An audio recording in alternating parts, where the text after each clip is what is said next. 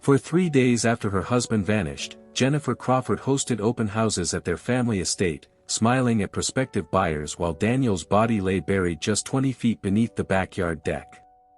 She handed out glossy brochures. She pointed out the custom lighting. She walked potential buyers across the very ground where she'd spent 4 hours in the middle of the night digging his grave. And every single person who toured that property had no idea they were walking over a crime scene. If you're watching this, please hit that subscribe button right now and turn on notifications so you never miss when we cover cases like this. Drop a like on this video and comment below telling us where you're watching from. Your support helps us bring you these important stories. Now let's get back to Jennifer Crawford. Jennifer Crawford wasn't supposed to be a killer. She was the real estate agent everyone wanted. At 41 years old, she'd built a reputation in Westridge Hills, California as the woman who could sell anything. Million-dollar estates? Easy. Luxury condos with difficult HOAs? Done. She drove a white Range Rover, wore Chanel suits to showings, and her listings always had the best staging. Her smile was bright. Her handshake was firm. And her sales record spoke for itself. But that professional polish hid something far darker. By September 2023, Jennifer's marriage to Daniel Crawford was falling apart. Daniel, 43, was a software engineer who worked long hours but always made time for their 2 kids. He coached their son's soccer team. He never missed their daughter's piano recitals. To neighbors, they looked like the ideal family. But behind closed doors, the foundation was cracking. Daniel had discovered Jennifer's affair with Marcus Reinhardt, one of her wealthy clients. It wasn't just the betrayal that destroyed him.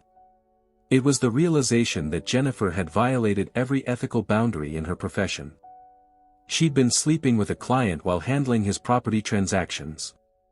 If this got out, she'd lose her license. Her reputation. Everything she'd built. Daniel wanted a divorce. And in California, that meant splitting everything down the middle. The house. His retirement accounts. Custody of the kids. Jennifer looked at the numbers and realized she'd be starting over from scratch. At 41, with a ruined reputation and no real estate license, what would she have left? So she made a choice. If she couldn't keep her life, she'd eliminate the problem. On the night of September 15, 2023, Jennifer sent their children to stay with her mother. She told them their father had a business trip coming up and she needed to prepare the house for some showings. The kids packed their bags, kissed their father goodbye, and left. They would never see him again. What happened in those next 4 hours would be reconstructed later through digital evidence and forensic analysis. At 10:47 p.m., Jennifer's phone searched, "How long does it take to dig 6-foot hole?" and "Can cadaver dogs smell through concrete?" At 11:23 p.m., Daniel's phone went dark. Permanently. Between midnight and 4:00 a.m., Ring cameras from neighboring homes captured Jennifer's white Range Rover making 3 trips. First to Home Depot, where she purchased bags of quicklime, concrete mix, and heavy-duty contractor trash bags. Then to a 24-hour equipment rental, where she rented a gas-powered auger. A neighbor 3 houses down reported hearing construction sounds around 2 a.m. but assumed someone had a plumbing emergency. No one suspected that Jennifer Crawford was digging her husband's grave in their own backyard. By Monday morning, September 18th, the house was listed on the MLS Professional Photos. Detailed description. Seller motivated. Beautiful 4-bedroom estate with newly refinished deck. Great bones. Endless potential. Jennifer had turned her crime scene into a commodity. And she was about to sell it to the highest bidder. Jennifer Crawford's story starts in a place most people would never expect. Success. She wasn't a struggling nobody. She wasn't desperate or broken. She was thriving. And that's what makes this case so disturbing. Because Jennifer had everything to lose, and she knew exactly how to make sure she didn't lose it. Let me take you back to 2021, when Jennifer first got her real estate license. She'd worked retail management for years, putting herself through night school to get certified. By 2022, she'd joined Prestige Properties, one of the most exclusive agencies in Westridge Hills. Within a year, she was their top agent. She sold 47 homes in her first full year. Her commission income hit $340,000. She won Agent of the Year. Her face was on billboards across the county.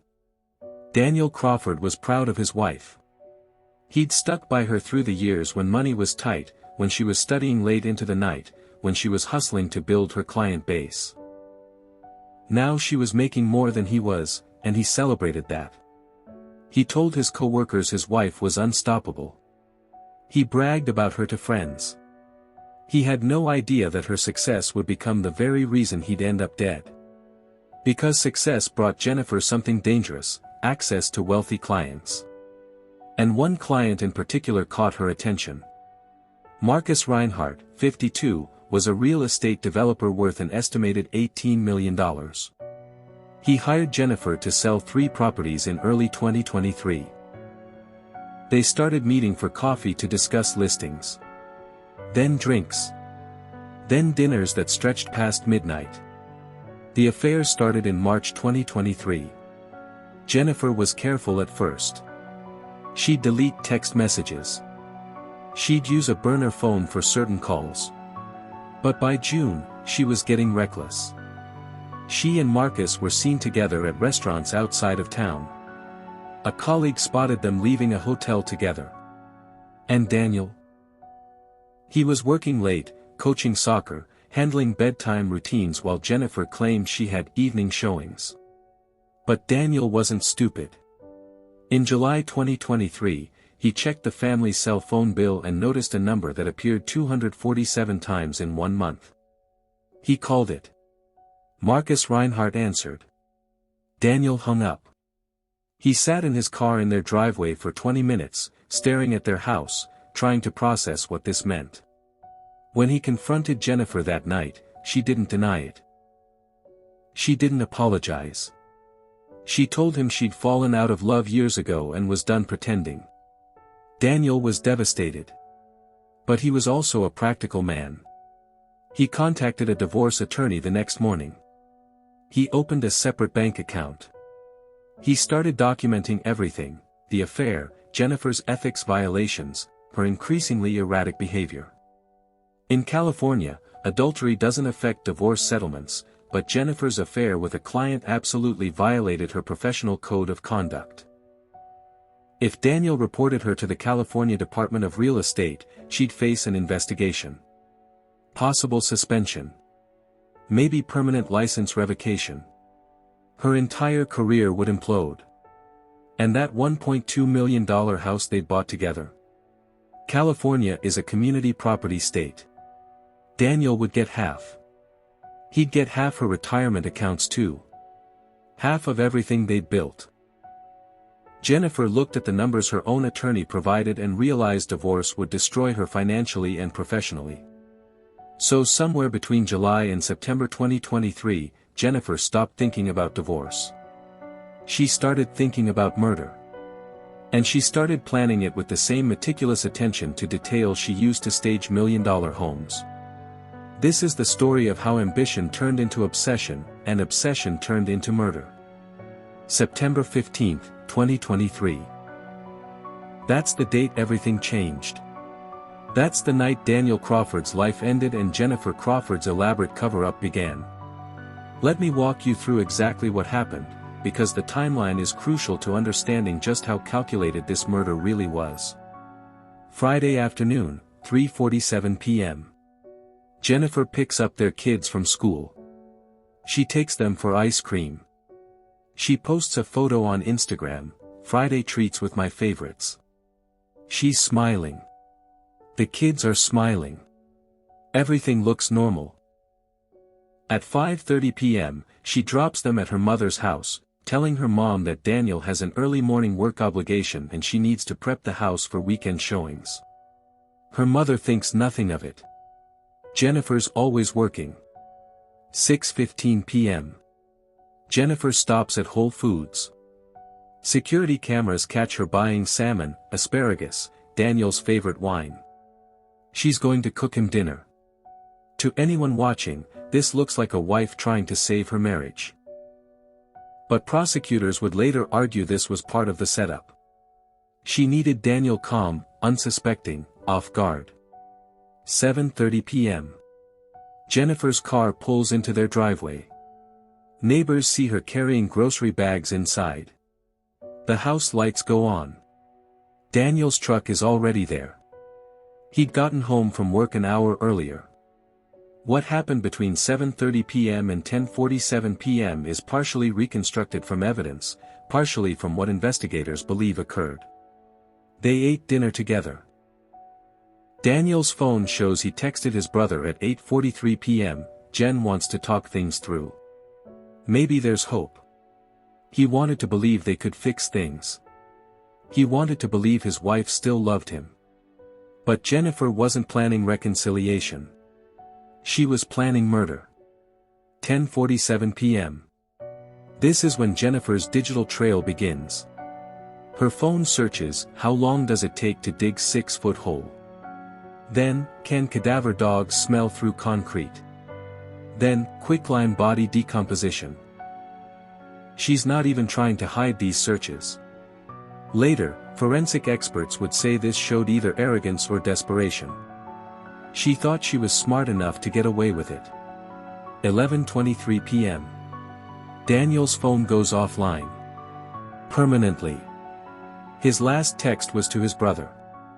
His last call was to his daughter to say goodnight, even though she was at Grandma's house.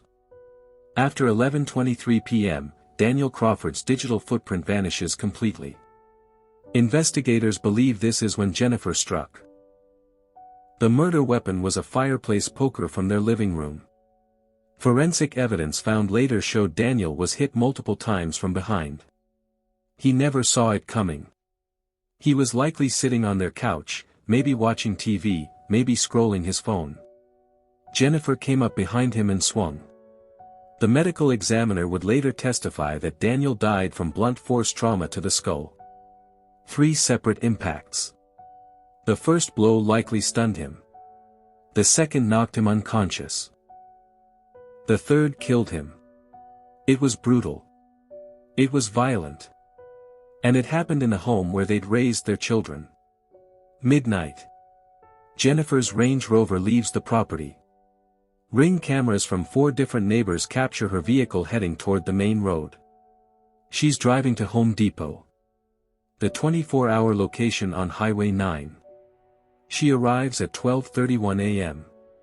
Security footage shows Jennifer Crawford walking through the store at 12:47 a.m., pushing a flatbed cart. She's wearing a baseball cap pulled low, sunglasses even though it's the middle of the night, and a dark hoodie. She's trying to obscure her face. But the cameras still catch her. She purchases 8 50-pound bags of quicklime, 6 bags of concrete mix, a box of heavy-duty contractor trash bags, work gloves, and a folding shovel. Total purchase, $487.32. She pays cash. Now here's what you need to understand about Jennifer and Daniel's marriage: it didn't fall apart overnight. This wasn't a sudden explosion. This was years of resentment, control, and lies building to a breaking point. And the evidence shows Jennifer had been planning her exit strategy long before Daniel ever suspected anything was wrong. Let's go back to 2021. That's when Jennifer first started complaining to friends about feeling trapped in her marriage. Daniel worked long hours. He wasn't romantic anymore. He didn't appreciate how hard she was working to build her career. Her best friend, Michelle Torres, would later testify that Jennifer said something chilling during a wine night in November 2021, "Sometimes I wish I could just start over completely. Like a clean slate. No history." By 2022, the complaints intensified. Jennifer told her colleague Rebecca Martin that Daniel was holding her back financially. He wanted to save money. She wanted to spend it. He drove a 2015 Toyota Camry. She wanted the Range Rover. He suggested they wait on the luxury SUV until her commissions were more stable. Jennifer bought it anyway, financing it without telling him. When Daniel found out, they had a massive fight. Neighbors heard yelling at 11 p.m. on a Tuesday night. Police were never called, but the crack was visible now. Then came March 2023. That's when Marcus Reinhardt entered the picture. And everything accelerated. Marcus wasn't just wealthy. He was connected. He had influence in the real estate development world. Jennifer saw him as her ticket to bigger deals, bigger commissions, bigger everything. The affair started as professional admiration, then late-night business drinks, then hotel rooms. By May 2023, Jennifer was telling Marcus she was going to leave Daniel. She just needed to figure out the logistics. But the logistics were a nightmare. California's community property laws meant Daniel would get half of everything. The house they'd bought in 2020 for $980,000 was now worth $1.2 million. Jennifer's retirement accounts had $340,000. Their joint savings had another $85,000.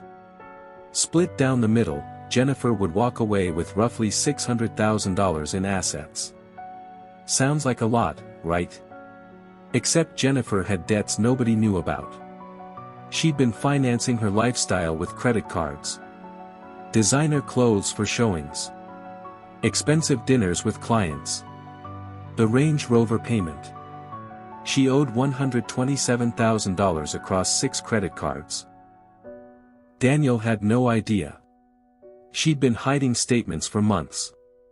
If they divorced, those debts would come out. Daniel would be furious. And worse? Jennifer's affair with Marcus violated the National Association of Realtors Code of Ethics. Specifically, Article 16, Realtors shall not engage in conduct that is detrimental to the best interests of clients or customers. Sleeping with a client while handling his property deals. That's a direct violation. Daniel could report her to the California Department of Real Estate. Investigation. Suspension. Possible permanent revocation of her license. Jennifer's attorney explained this to her in early July 2023. If Daniel wanted to destroy her professionally, he absolutely could. And based on how angry he was about the affair, he probably would. On July 19, 2023, Jennifer searched on her work computer, how to protect real estate license during divorce. Then, can spouse report ethics violation? Then, California community property exceptions. She was looking for a way out. She couldn't find one legally. So she started searching for another way. August 3, 2023, life insurance payout after spouse death. August 12, how long does life insurance investigation take? August 20, homicide versus accidental death life insurance. September 2, can life insurance deny claim? Jennifer Crawford had a $750,000 life insurance policy on Daniel. He'd taken it out in 2019 when they bought the house. Standard practice for couples with a mortgage. If Daniel died, Jennifer would get $750,000. Tax-free. No divorce. No split assets. No ethics investigation. She just had to kill him first. 1:47 a.m. Jennifer's Range Rover pulls back into the driveway. The Home Depot bags are in the back. Daniel's body is still inside the house. And Jennifer has exactly 4 hours before sunrise to do what she needs to do. A neighbor directly across the street, Patricia Mendez, happened to be awake. She'd gotten up to feed her newborn baby. She was standing at her kitchen window when she saw Jennifer's SUV return. She saw Jennifer open the garage. She saw the garage door close. Patricia thought it was odd that Jennifer was out so late, but she didn't think much beyond that. She went back upstairs with her baby. What Patricia didn't see was what happened inside that garage.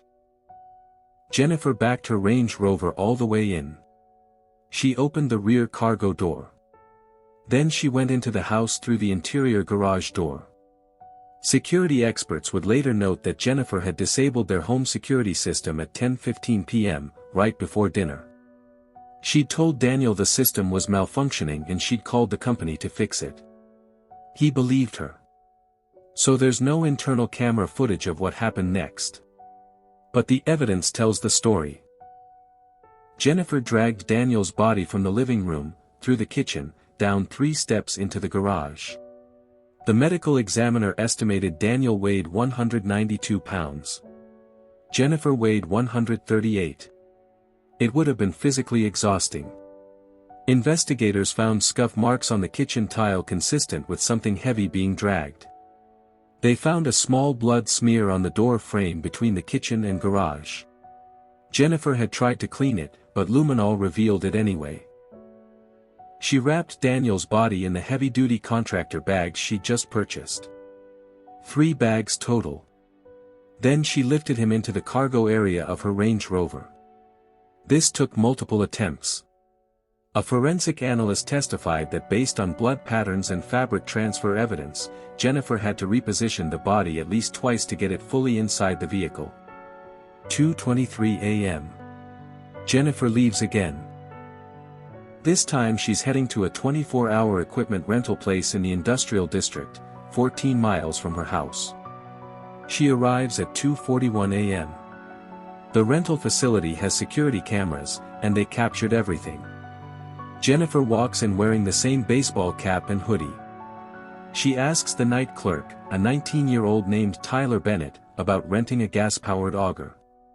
Tyler would later testify that she seemed totally calm, like she was renting equipment for a normal weekend project. She told him she was installing fence posts early Saturday morning and wanted to get a head start before it got hot. Tyler printed the rental agreement. Jennifer signed it. She paid the $89 rental fee in cash. Tyler helped her load the auger into her Range Rover. He noticed she already had bags of concrete and other supplies in the back, but he couldn't see that underneath those supplies was her husband's dead body. 3:04 a.m. Jennifer returns home. The auger is in her vehicle. Daniel's body is in her vehicle. And now she has to dig. The backyard deck at the Crawford house was built in 2021. It was a custom job, elevated about 18 inches off the ground with lattice panels hiding the underneath space. The area beneath the deck was essentially a crawl space, accessible from the side but completely hidden from view.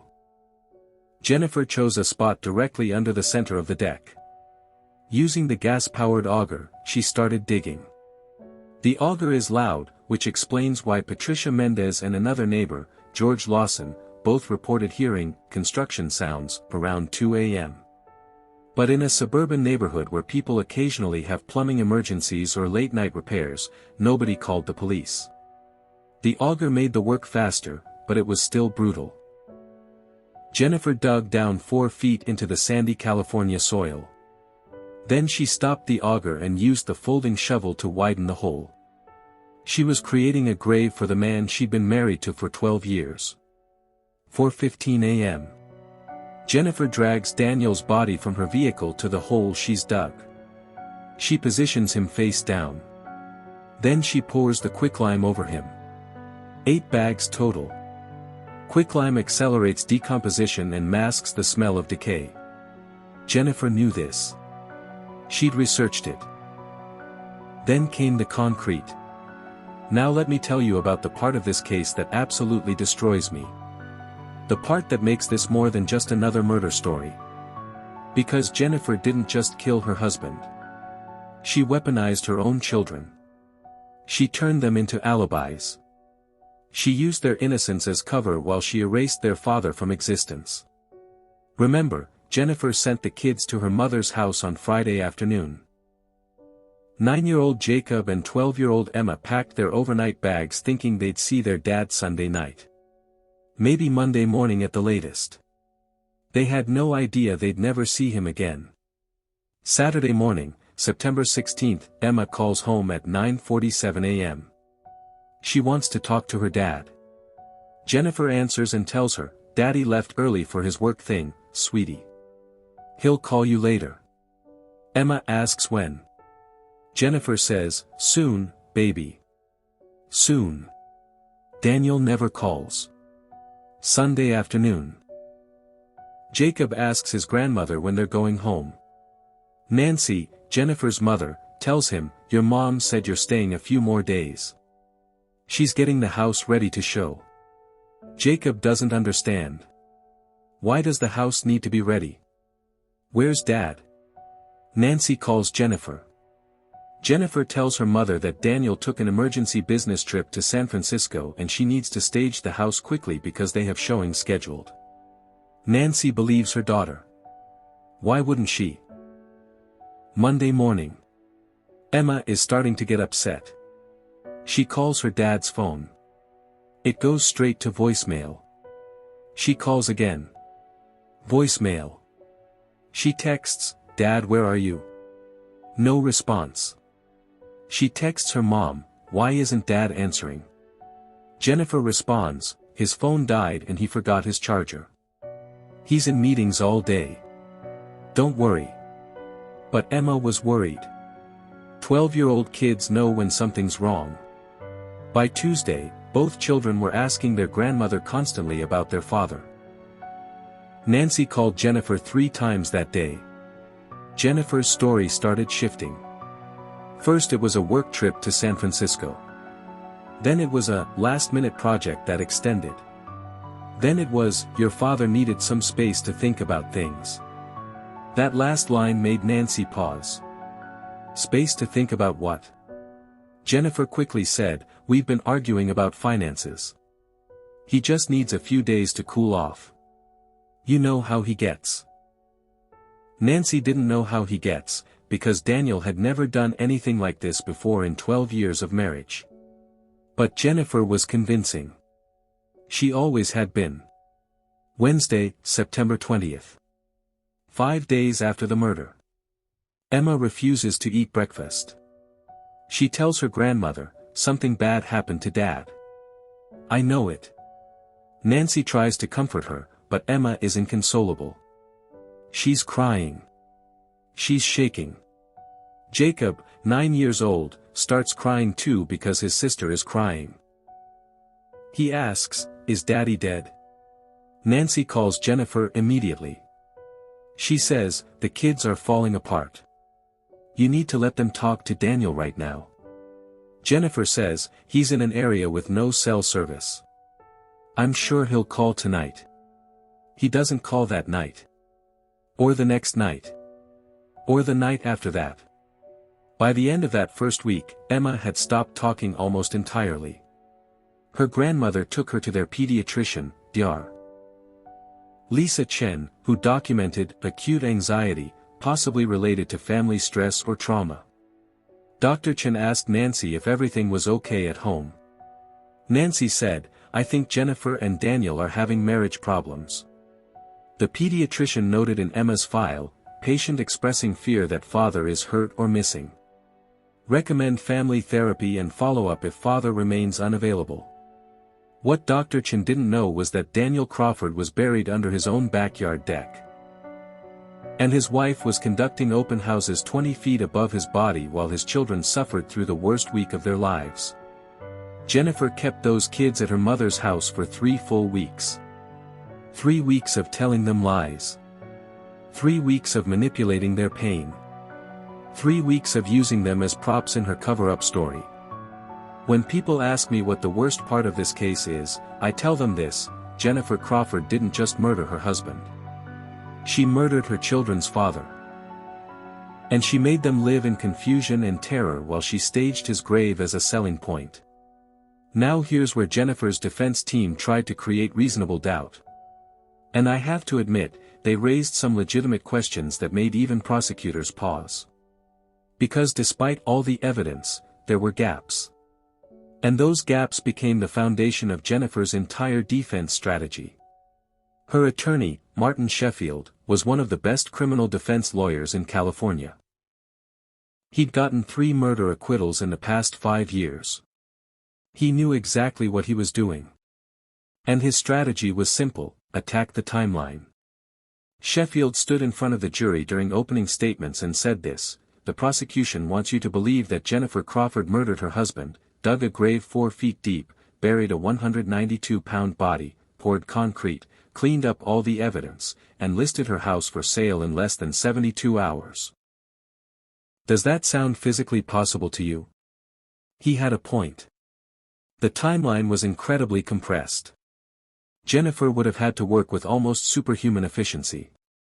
Sheffield brought in a forensic timeline expert, Dr. Raymond Patel, who testified that based on the physical evidence and the sheer amount of labor involved, one person working alone would need at least 8 to 10 hours to accomplish everything Jennifer allegedly did.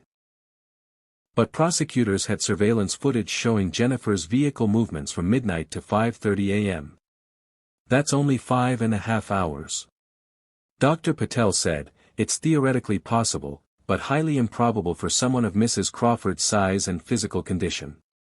Sheffield also attacked the digital evidence. Yes, Jennifer searched for "How long does it take to dig 6-foot hole" at 10:47 p.m. But Sheffield argued that search could have been for anything. Maybe she was researching a landscaping project. Maybe she was curious about something she'd seen on TV. He pointed out that Jennifer had recently watched 3 episodes of a true crime documentary series, and maybe those searches were just idle curiosity sparked by the show. The jury looked skeptical, but Sheffield wasn't done. He brought up Daniel's mental health history. In 2019, Daniel had seen a therapist for depression after his father died.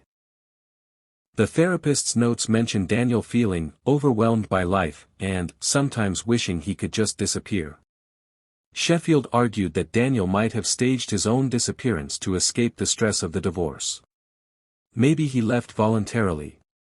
Maybe he's still alive somewhere, and Jennifer had no idea where he went. But then prosecutors asked the obvious question: if Daniel disappeared voluntarily, why is his body buried under their deck? Sheffield had an answer for that too.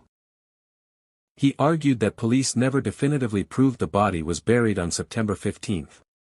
The forensic timeline was based on circumstantial evidence and assumptions. What if Daniel did leave voluntarily, and someone else killed him later and buried him on Jennifer's property to frame her? What if Marcus Reinhardt, Jennifer's wealthy lover, wanted Daniel out of the way and took matters into his own hands? It sounds crazy, but Sheffield presented enough doubt that at least 2 jurors admitted during jury selection they weren't 100% certain of the timeline. Sheffield's final argument was the most compelling: Jennifer had no history of violence. No prior arrests. No protective orders. No documented abuse. She was a successful businesswoman, a devoted mother, an active church member. Her psychological evaluation showed no indicators of violent tendencies.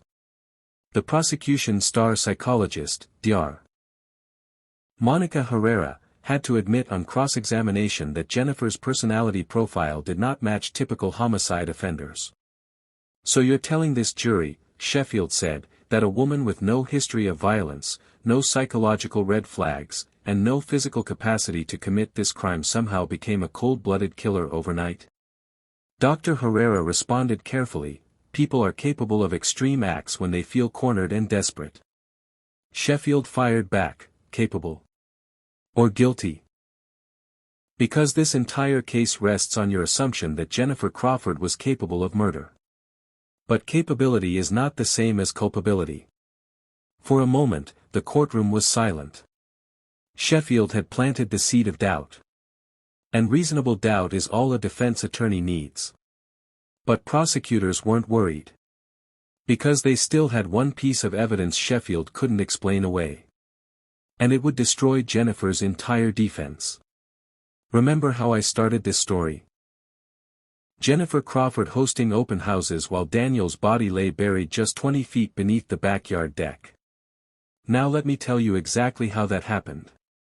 Because this is the part that shows you who Jennifer really was. September 18, 2023. Monday morning. Just 3 days after she murdered her husband. Jennifer uploads professional photos of her house to the MLS at 8:34 a.m. The listing goes live at 9:15 a.m. By 10 a.m., she's already received 3 showing requests from other agents. The listing description reads, stunning 4-bedroom estate in prestigious Westridge Hills. Seller motivated for quick sale. Beautifully maintained home with custom features throughout. Recently refinished deck perfect for entertaining. Great bones and endless potential. Priced to sell. Recently refinished deck. That line. That single line. Jennifer had just poured concrete over her husband's grave 72 hours earlier, and she was advertising it as a feature. That afternoon, Jennifer conducts her first showing. A couple in their 30s, Mark and Rachel Thornton, arrive at 2 p.m. with their agent. Jennifer greets them at the door wearing a cream-colored blazer, black slacks, and her professional smile. She hands them glossy brochures. She walks them through the house room by room. Rachel Thornton would later testify about this showing. She said Jennifer seemed perfectly normal, maybe a little eager to sell, but nothing unusual. They toured the master bedroom where Daniel had been murdered just 3 nights before. Jennifer had replaced the mattress. She'd bleached the walls. She'd shampooed the carpets twice. Rachel noticed the room smelled strongly of cleaning products and commented on it. Jennifer's response? I'm a bit of a neat freak. I deep cleaned this weekend to get ready for showings. Then they went outside to see the backyard. Jennifer walked them across the deck. The same deck under which Daniel's body was decomposing in quicklime and concrete. She pointed out the custom lighting she and her husband had installed last year. She mentioned the deck was reinforced and could hold significant weight for parties. Mark asked, "Where is your husband today? Does he need to be part of the showing?" Jennifer didn't even hesitate. He's traveling for work. He got called away on an emergency project. It's actually why we need to sell quickly. He accepted a position in Seattle and we need to relocate. Perfect lie. Smooth delivery. Rachel later said, I had absolutely no reason to think anything was wrong. She seemed like any other real estate agent trying to sell her home. The Thorntons didn't make an offer. But 5 other couples toured the house over the next 2 weeks. 5 different families walked across that deck. 5 different agents stood in that backyard discussing property values while Daniel Crawford lay dead beneath their feet. One couple, the Petersons, came on September 22. They brought their contractor with them to assess potential renovations. The contractor, Mike Davidson, walked around the deck examining the structure. He noticed the concrete underneath looked fresh. He mentioned it to Jennifer. She said, "Oh yes, we just had some foundation work done. Had to reinforce the support posts." Mike nodded. Made sense. He never suspected that foundation work meant burying a body. Here's what really gets me, Jennifer conducted 7 total showings over 3 weeks. 7 separate occasions where she stood in that backyard, smiled at potential buyers, and discussed the potential of the property. She even hosted an open house on September 24. 20 people walked through. 20 people admired the deck. A few sat on the deck furniture drinking the bottled water Jennifer provided. And every single one of them was sitting directly above a crime scene. On October 1, Jennifer accepted an offer. The Peterson family offered $1,150,000. Jennifer countered at $1,175,000. They settled at $1,160,000. Closing was scheduled for October 28. Jennifer had successfully sold her husband's grave. And she would have gotten away with it if the Petersons hadn't decided to renovate that deck. October 28, 2023. Closing day. The Peterson family officially owns the Crawford house. Jennifer walked away with $1,160,000. After paying off the mortgage and closing costs, she netted roughly $680,000. She deposited the check on October 30th. 2 days later, she booked a vacation to Hawaii with Marcus Reinhardt for December. She was moving on. Starting fresh. Everything was going according to plan. Except the Petersons had plans too. November 4, 2023. Just 1 week after moving in, the Petersons hired their contractor, Mike Davidson, to expand the backyard deck. They wanted to extend it another 8 feet and add built-in seating. Mike arrived that Saturday morning with his crew and excavation equipment. At 10:23 a.m., Mike's equipment hit something solid about 4 feet below the surface. He assumed it was an old septic tank or buried utilities. He called the Petersons to check the property records. Nothing indicated anything should be buried there. Mike decided to dig carefully around it to see what they were dealing with. By 11:15 a.m., they'd uncovered enough to realize this wasn't a septic tank. It was concrete. A large rectangular block of concrete that looked deliberately poured. Mike's foreman, a guy named Tony Ruiz who'd been doing construction for 30 years, said, "This looks like a burial." Mike laughed. "What, like a pet cemetery?" Tony didn't laugh back. "No, man. This looks like something else." They called the police at 11:34 a.m. Westridge Hills Police Department dispatched 2 officers who arrived at 11:52 a.m. Officer Brandon Cole took one look at the partially excavated concrete and immediately called for detectives and forensic units. By 2 p.m., the property was a full crime scene. Yellow tape surrounded the entire backyard. Forensic anthropologist Dr. Sarah Mendez arrived to supervise the excavation. Using hand tools and brushes, her team carefully removed the concrete. It took 6 hours. At 8:47 p.m., Dr. Mendez uncovered black plastic. Heavy-duty contractor bags. The same bags Jennifer had purchased at Home Depot on September 16. Inside those bags was Daniel Crawford's body, partially decomposed but identifiable. His wallet was still in his pocket. His wedding ring was still on his finger. Mendez would later testify that the body positioning, the concrete, and the quicklime all indicated this was a deliberate burial designed to conceal a homicide and delay discovery. The medical examiner confirmed Daniel died from blunt force trauma to the skull. 3 distinct impact points. Murder.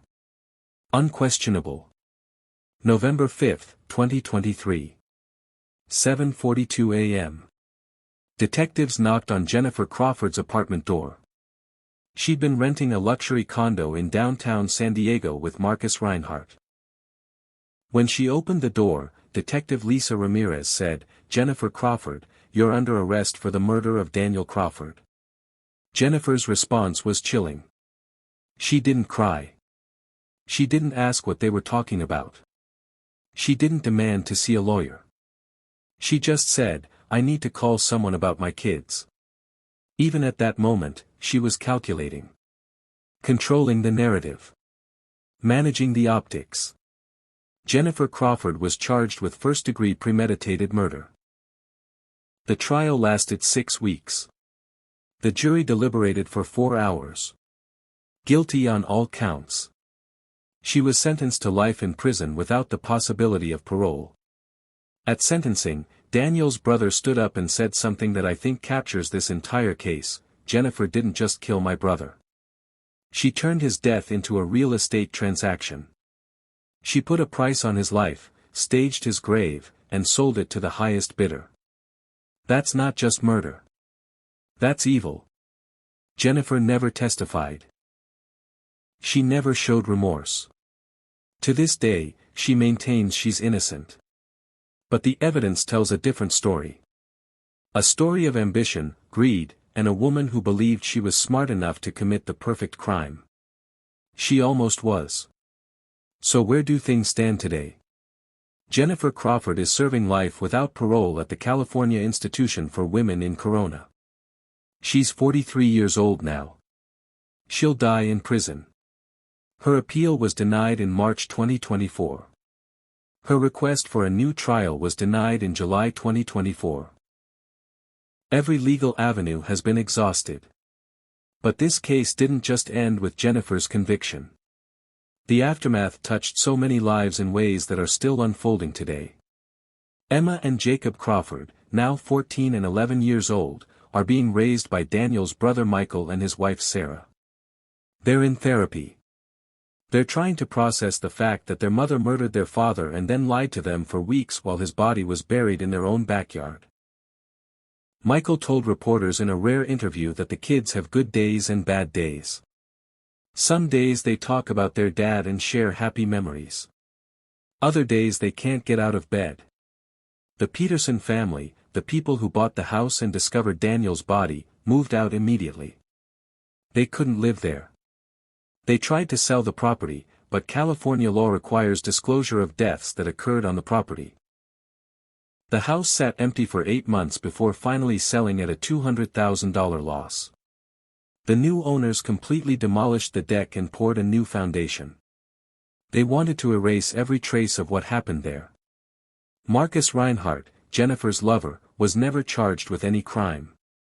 Investigators found no evidence he knew about the murder. But his reputation was destroyed.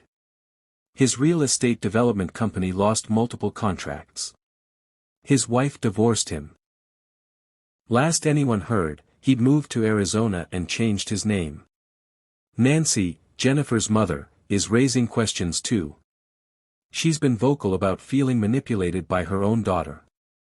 She told a local news station, "I helped her. I kept those kids for weeks while she covered up a murder. I didn't know, but I feel responsible. I should have asked more questions. I should have pushed harder when things didn't make sense." Daniel's family established the Daniel Crawford Memorial Foundation in 2024.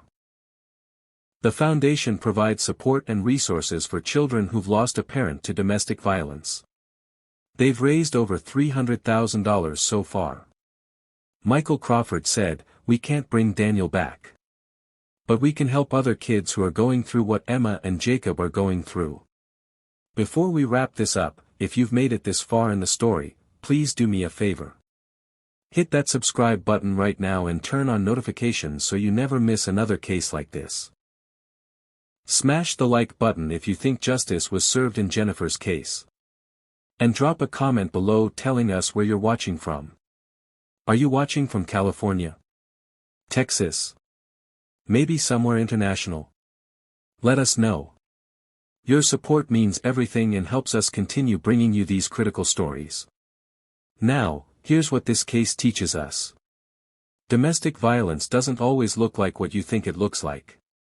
Daniel Crawford wasn't beaten regularly. There were no police reports. No restraining orders. No visible bruises. But the marriage was deteriorating. The financial pressure was mounting. And Jennifer made a calculated decision that murder was easier than divorce. The warning signs were there. Jennifer's obsession with money and status. Her willingness to lie and manipulate. Her complete lack of empathy when confronted with consequences. But nobody saw it coming. Not Daniel's family.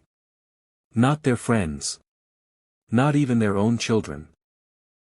This case also highlights something investigators have known for years: when a spouse goes missing, look at the partner first. Statistics show that when a married person is murdered, the spouse is responsible in over 40% of cases. Daniel's brother told police from day one, if anything happened to Daniel, Jennifer did it. He was right. If you're in a relationship where you feel controlled, isolated, or afraid, please reach out for help.